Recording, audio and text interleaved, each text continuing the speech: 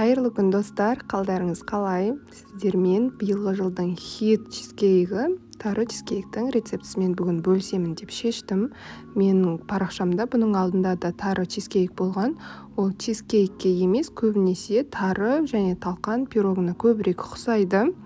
Міндетті түрде осы рецептпен жасасаңыздар, дәл осылай болып шығатынына сенімдімін, және де өте керемет бір ерекше дәмді, нәзік дәмі бар чизкейк.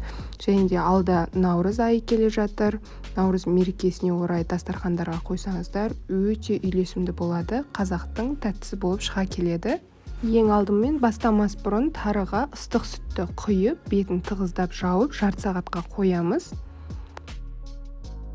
Ең бірінші чизкейктің основасын дайындап аламыз. Мұнда 200 грамм жент және де 200 грамм төрт бұрышты печенье, кез келген тұзы жоқ үгітілетін печенье қолдансаңыздар болады. Мен к чаю дегенді пайдаландым. Және де южное, неше түрлі печенье қолдана берсеңіздер болады. Тек қана тұзы болмаса болғаны.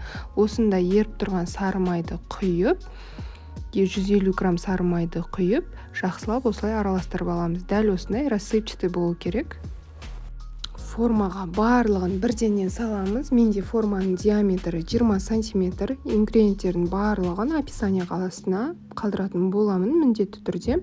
Және де печеньені дәл осылай измельчительдің көмегімен, блендердің көмегімен, кез келген заттың көмегімен, немесе қолдарыңызбен дәл осылай үгітіп аласыздар. Сонда дәл талқан сияқты болады.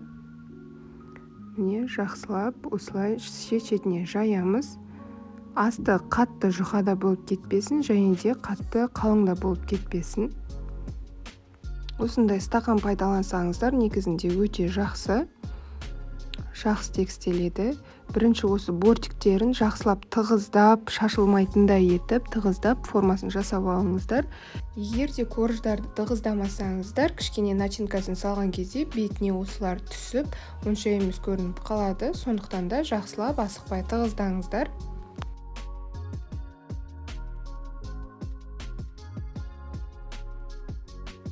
Осы коржды начинкасы дайын болғанша тоңазытқышқа салып қоямыз. Начинкасын жасау үшін ең алдымен творожный сырды қолданамыз. Менде барлық ингредиенттер 6 сағат бұрын бөлме температурасында қойылды. Солай жасасаңыздар өте жақсы болады. Бұл бірақ міндетті заңдылық емес. Қант пен творожный сырды жақсылап кішкене араластырып аламыз. Өте қатты болып тұрады басында. Енді клегейімізді құямыз осының бетіне.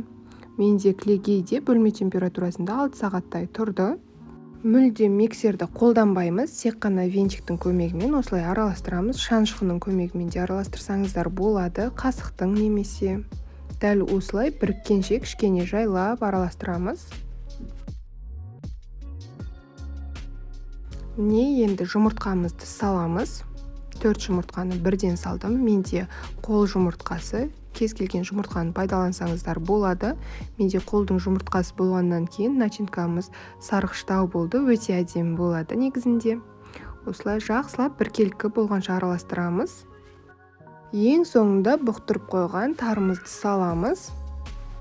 Біркелкі болғанша жайлымен осылай араластырамыз. Міне, барлығы жақсы араласып кетеді. Творожный сыр болғаннан кейін тарылардың бәрі астына түсіп кетпейді, барлығы бойында тұрады. Дәл осылай жақсылап араластырамыз. Бұл кезде пештеріңіз 160 градуста қызып тұрсын. Барлығын құямыз. Менде корждың бетімен бірдей болды начинкасы. Кішкене бортиктарын биіктетсеңіздер де болады.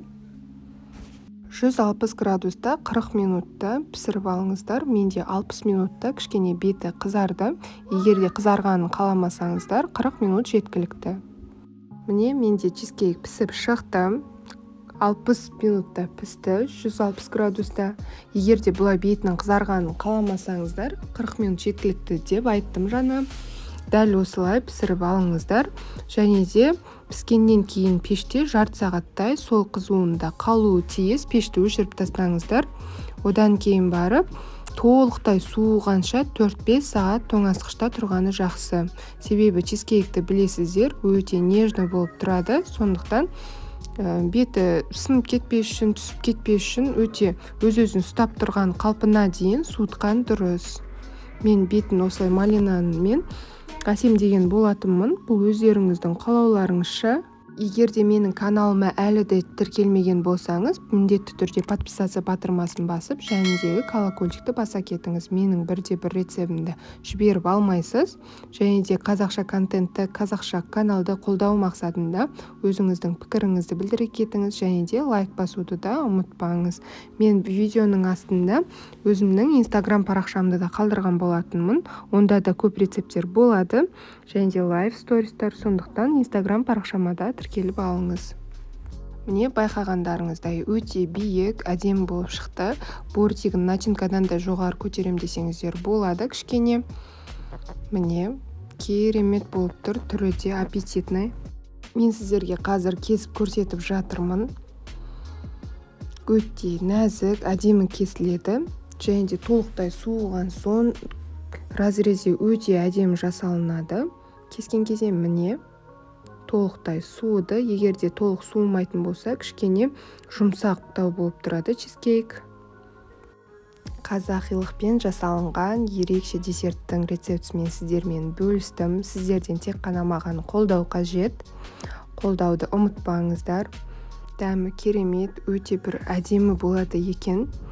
Егер де сіздер талқанның дәмі шыққанын қаламасаңыздар, талқанның орнына 400 грамм тек қана печеньенің көмегімен жасай берсеңіздер болады.